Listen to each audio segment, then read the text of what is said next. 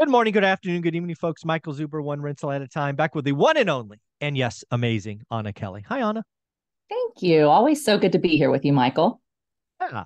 So I'm starting to play with the phrase, and I'd like you to push back on it or ask me what I'm talking about. But I am now willing to say that the housing crash has started. And I think that will surprise a lot of people. So, hey, Anna, the housing crash has started. What do you think? This is a baited question, Michael.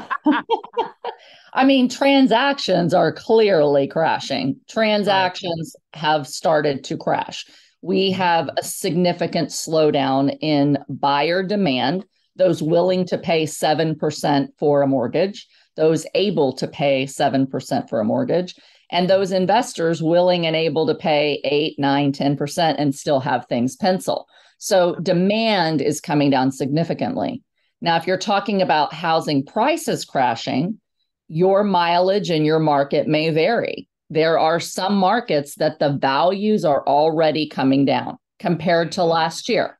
They're Yes. not yet back at 2020, but they're coming down significantly from before. There's other markets, Michael, that the prices are still higher than they were last year. Although transactions are slowing, there's still a supply demand imbalance with more demand than there is supply.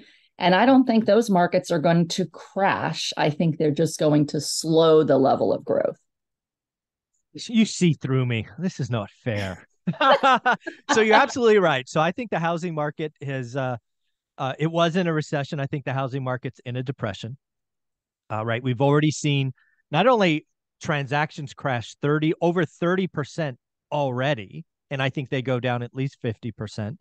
We're also seeing building down 17%, permits down 19%, and builders are saying 2023 will be worse. So when you look at residential investment, which is part of GDP, it was down 24% last month. It pulled GDP, which posted a 2.6, down 50%. It would have been 3.9. So again, the housing crash has started in transactions and building. Next, I do think there is a housing crash, just as you pointed out, in some markets. Mm-hmm. For example, if you are in a market where iBuyers got stupid, like Phoenix, and now they have 30% of active inventory, you are going to see price degradation. It Yes. will be double digits. It went up too fast. Well, here's the deal. I know people who were wholesaling in Phoenix that all they did was lock up a property, call Open Door Zillow before they left, and they Yes. laughed. They laughed at the prices they were getting. Right. This reminds me of poker games. If you don't know who the fish is in the room, you're the fish. Right. Yes. People are going to come take your money. So if you need to know your buy box in your market. And number one question for me is it inflated because of iBuyers? If the answer is yes, you got double digit price crashes in the works and coming. So that's my first thought. What do you think? Yeah, it's pretty crazy. I read an article last week and I can't remember where I read it because I read so much stuff, but it was essentially talking about all of these iBuyers and all of these big REITs that came in and bought up, tons of properties, mostly on the residential side. And their market cap before, a year ago versus today, it's down 90%, Michael. 90%. Shocked me that it was down that much, right? But to your point, a lot of these iBuyers came into cities like Sarasota, Florida, right? Phoenix, Arizona, and they bought up entire neighborhoods.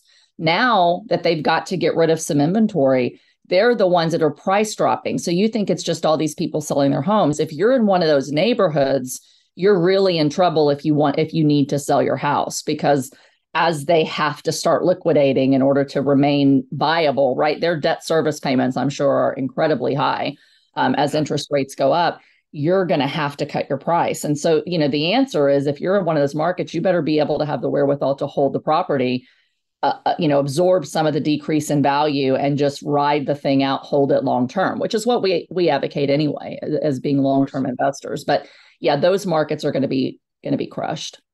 Yeah, the good news about again, if you're in the market is on as kind of highlights. All you have to do is wait them out, right? They're Right. clearly buying a lot less, and in most markets they've stopped. So once they blow through their inventory, which they will take losses on, you can start to plateau and maybe build again. But yeah, if you're in a market dominated by iBuyers, um, prepare to hold. But also, I've had students who buy from iBuyers, and the magic Yeah, number seems to be 90 days.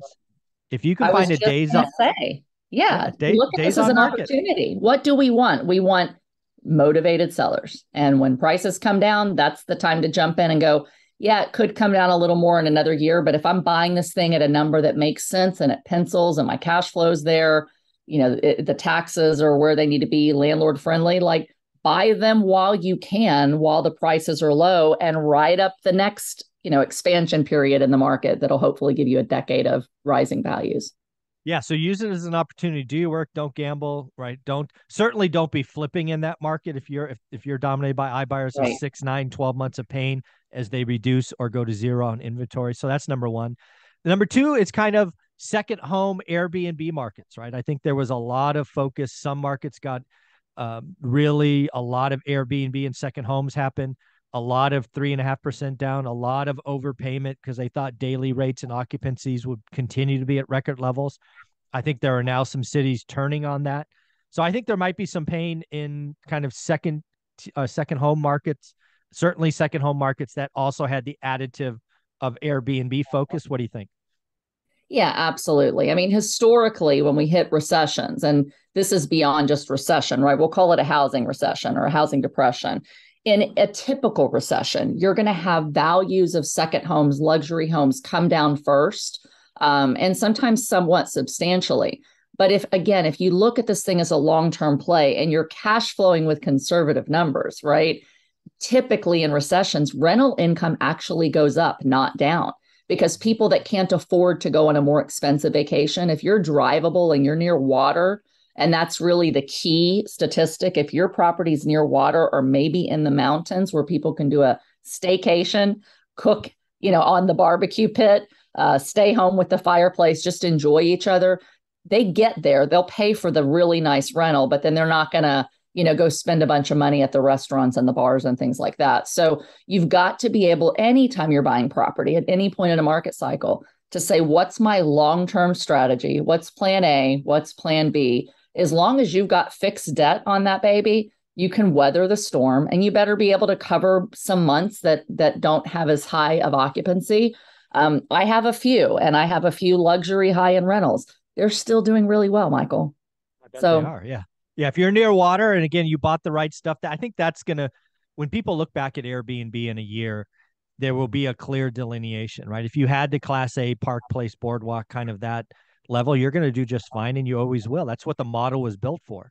But right. people who down selected and bought the light blue or whatever the colors on the kind of opposite side, I think those have some real pain.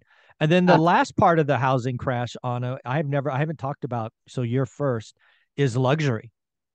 I think we are seeing, and all the agents I talk to that traditionally do luxury, there's crickets, right? So if you're 2x the median, whatever your market is, crickets, and inventory is exploding, days on market up. There's been some six-figure price drops, and there's just no buyers. I mean, there's a few cash buyers here and there, but man, the luxury market is in trouble. But on the reverse, the first-time home buyers still stuff flying off the shelf. So it is Yeah. definitely a luxury market is heading for a crash. I think, at least short term. Yeah, absolutely. And again, it's very similar to vacation rentals. Higher end properties, there's just fewer buyers. So imagine that person that was buying a $400,000 house with a 3.5% interest rate today can afford a $300,000 house, or cheaper, right, at a 7% interest rate. Well, if you're buying a luxury house, magnify that. So your $1 million home buyer might only be able to afford a six or $700,000 home. So Yeah. typically, even in up markets, luxury properties typically struggle a little more unless debt is so cheap that it's just a no-brainer. And so, it doesn't surprise me. The higher end homes just simply don't have enough buyers that can afford to pay those prices. And so with interest rates up, savvy investors who are willing to buy the $1 million plus home, they're just going to wait.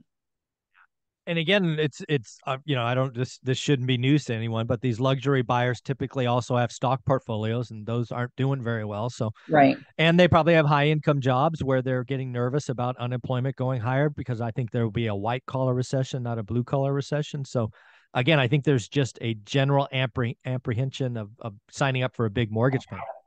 Absolutely. Yeah, I agree with you 100%. So again, I think there is a housing crash. It's obvious now in transactions. Thankfully, we called that on this channel months ago. I do think there is a housing price crash in certain markets, iBuyers, second homes, luxury. But again, first-time home buyer homes, really strong, near as I can tell.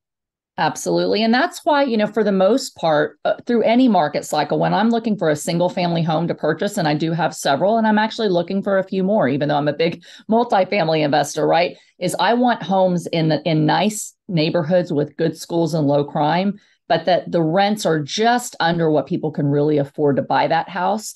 But I can always have multiple options, right? If you're in that first time home buyer, you're going to have buyers that want the properties. You're going to have flippers that want the properties. You're going to have wholesalers that want the properties. And you're going to be able to keep a long-term tenant for a really long time. So that's kind of the sweet spot, that first-time homebuyer range for successful long-term hold investing. Very, very cool. Anna, do me a favor. Where can people find you? Great. You can find me on social media at Anna Kelly, REI Mom, my website, reimom.com, and here every Wednesday with you. Awesome. Thank you so much. Thank you.